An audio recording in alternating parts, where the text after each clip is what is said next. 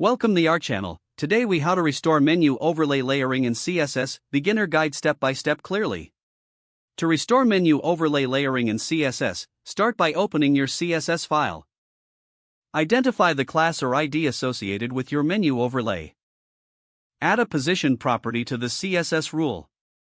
Set the position property to absolute or fixed based on your design needs.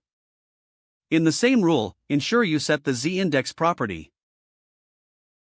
Choose a high value for z-index to ensure it appears above other elements. Next, check if there are any conflicting styles that might affect layering. Inspect the elements in your browser's developer tools. If other elements have a higher z-index, you may need to adjust theirs.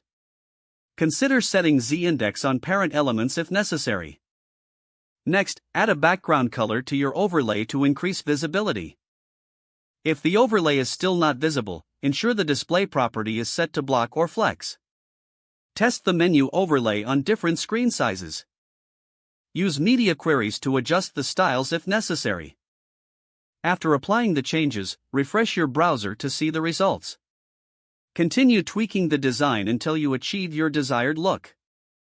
Once satisfied, validate your CSS to ensure it follows best practices. Save and close your CSS file to finalize your changes. If the page does not load, refresh the browser or try again in a private or incognito window. Make sure you are using the correct email address, then retype it carefully to avoid small typos. If your password is not accepted, use the reset option and create a new strong password you can remember. Check your spam folder for verification or security emails, then complete any requested confirmation steps. Enable two-factor authentication if available to improve account security and reduce unauthorized access risk.